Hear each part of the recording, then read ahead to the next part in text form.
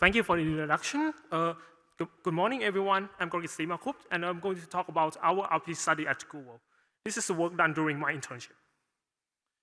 As motivation, today cloud systems are supported by different internal distributed systems, and these systems use RPC to communicate. This is the first study of RPC at this global scale. We study RPC because study RPC is a key to understanding such global scale services. In our study, we include Google first-party services such as Search, Gmail, YouTube, which has over 1 billion users, and Google internal services such as Spanner and Bigtable, which are globally distributed data systems, and F1, which is a distributed data analytics service. We do not include Google Cloud customers and RDMA-based communication, although RDMA is gaining more importance in Google system. We use data from Google internal monitoring system, and we study over 700 billion traces from over 100 production clusters. We include RPC latency component, payload size, call structure, system variables such as CPU utilization and memory bandwidth utilization, requests per second, etc. Here's the agenda for my talk. So I have already talked about why should we study RPC at Google. And next, I will talk about our RPC study, which I will start with the source of RPC. The figure here on the left shows services which invoke RPC call. We can see that Spanner and Bigtable are two largest RPC caller. And to the right, the figure shows the destination service of RPC call. We can see that Network Disk and Spanner receive the most RPC call. Therefore, the majority of RPC in this environment are from and to storage services. In terms of resource utilization, the figure in the middle shows total byte transfer by RPC services. We can see that Network Disk and Spanner also dominate data transfer, with Network Disk contribute to almost half of all data movement. On the other hand, the figure right shows CPU cycle used to handle RPC requests. We can see that although Network Disk dominate both number of RPC and data transfer, is used comparatively less CPU cycles. So the storage service dominates RPC number and data transfer, but not CPU cycles.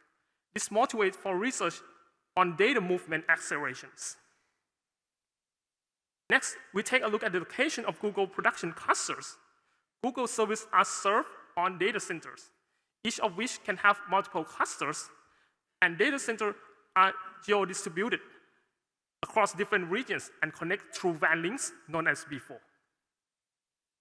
Let's look at the number of RPC and latency. The chart on the left shows the fraction of cross and same cluster RPC. The gray slide here shows the same cluster RPC, which is the majority. And the left slides show the fraction of cross-cluster RPC within the same data center, which is 7% of all RPC. While the figure on the right shows the round trip time of cross-cluster RPC.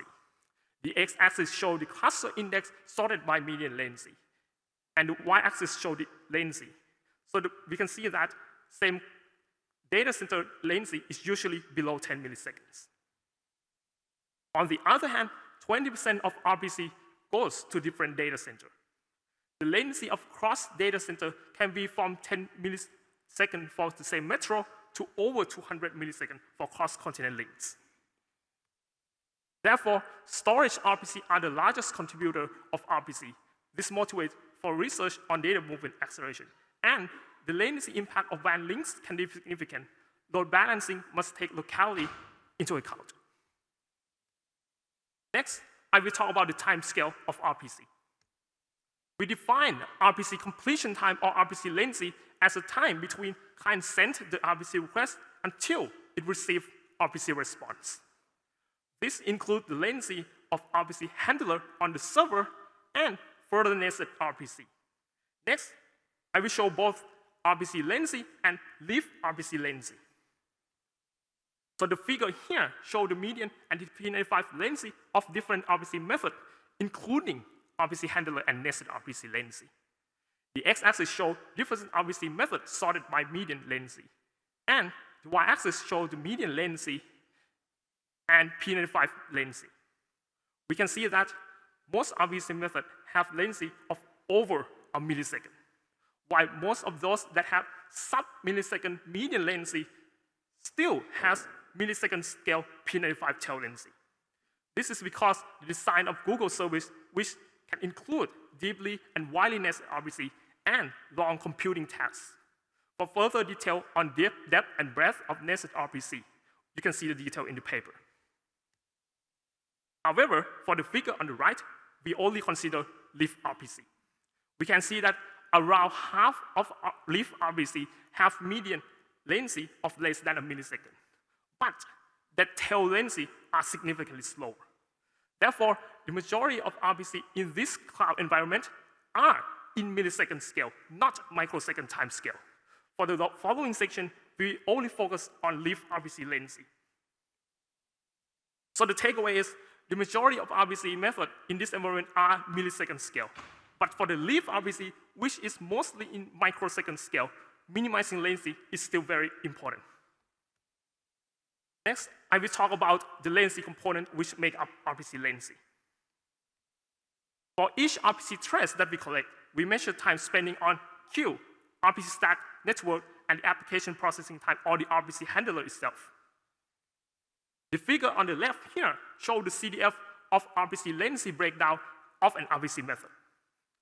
The x-axis shows the CDF, and the y-axis shows the latency. Each color represents each latency component, and each vertical slice shows the breakdown in that percentile.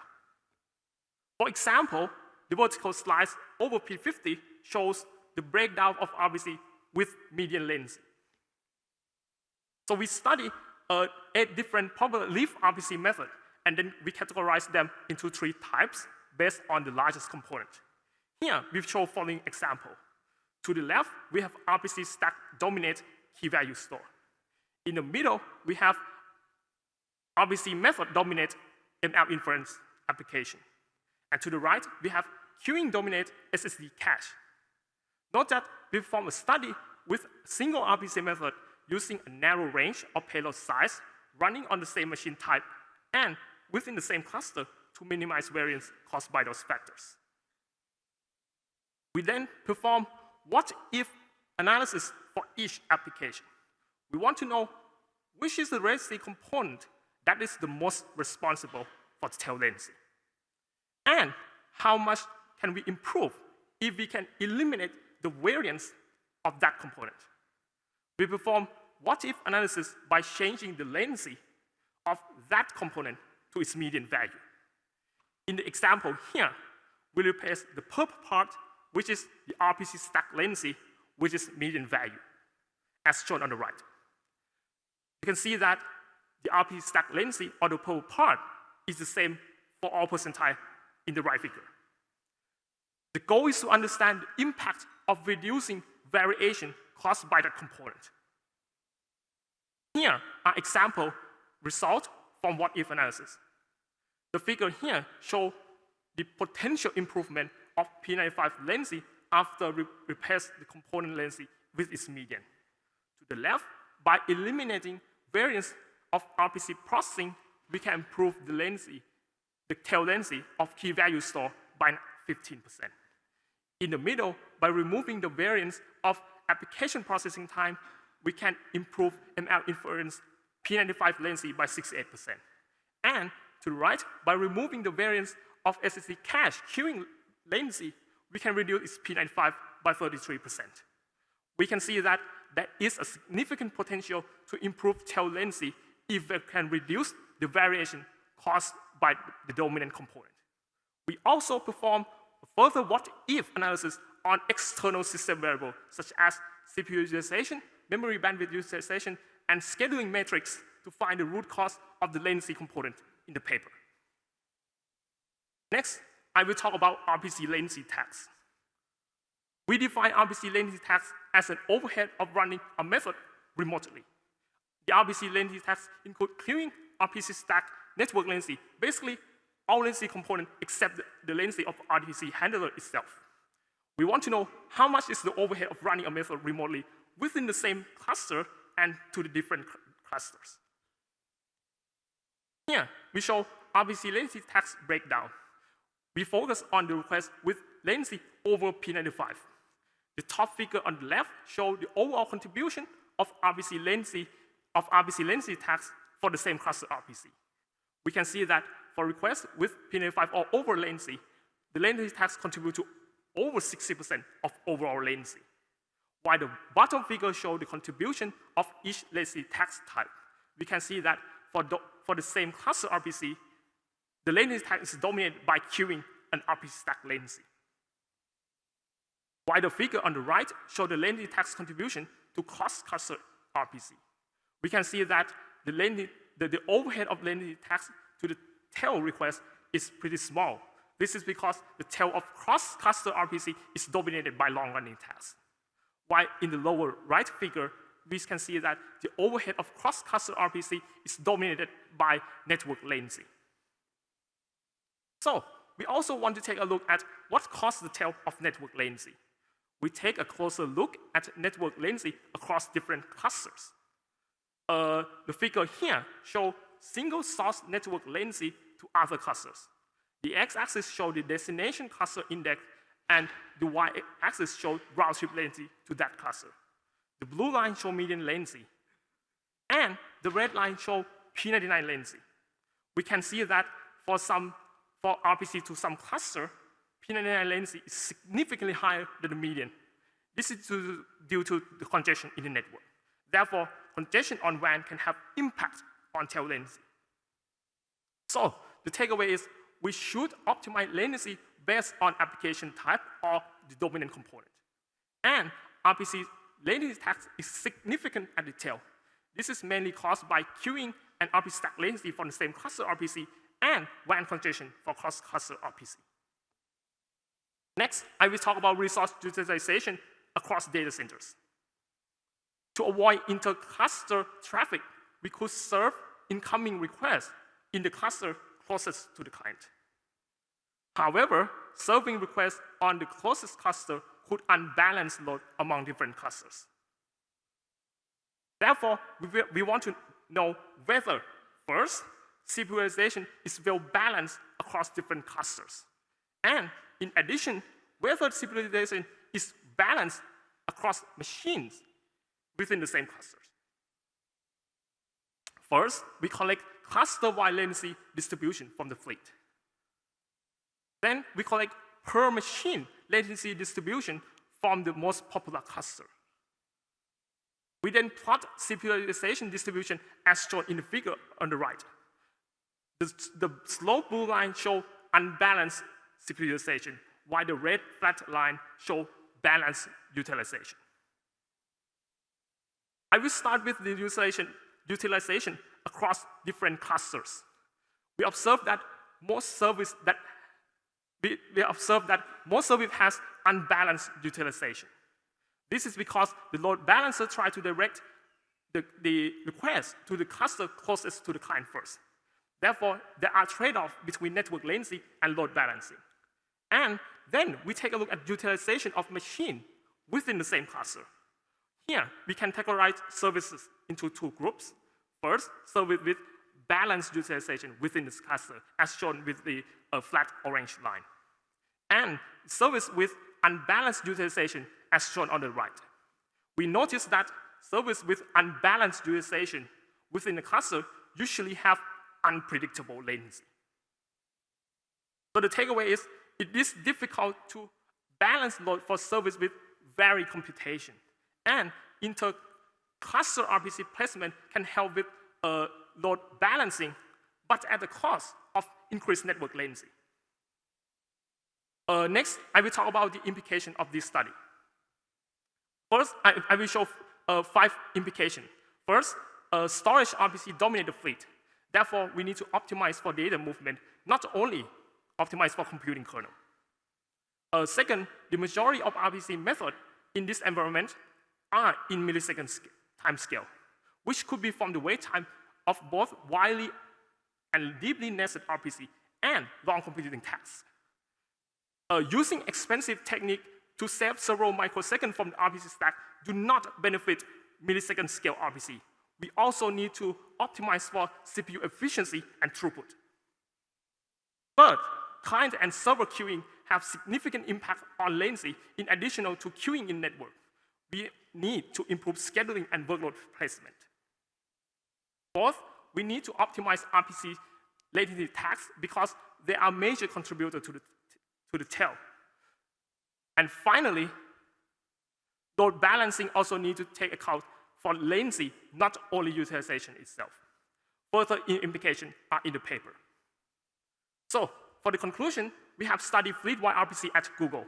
This is the third work at this scale. We provide insights on the characteristics of Google geo-distributed internet service.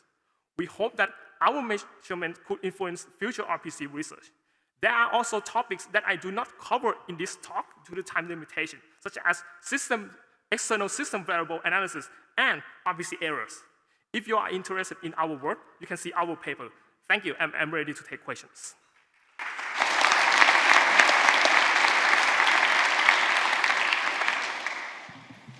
Great talk. Hi, Chen from Shanghai Jiao University.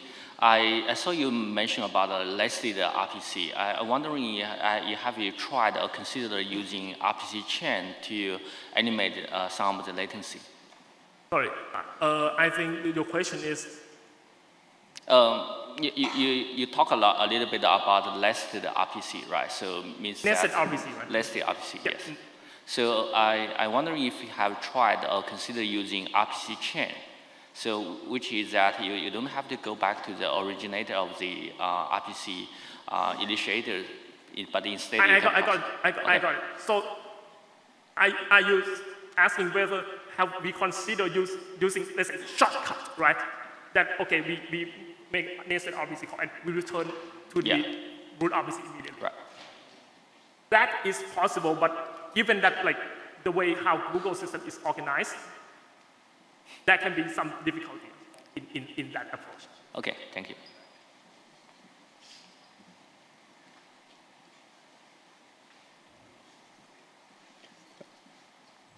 Hi, Shara Patel, UBC. Thank you for the great talk. I have a very basic question. Do these results include your request serialization and deserialization if you're using protobufs? Sure. So we have the part which is like the RPC stack latency that includes serialization. Okay, cool. Thanks. Let's thank Korakit one more time.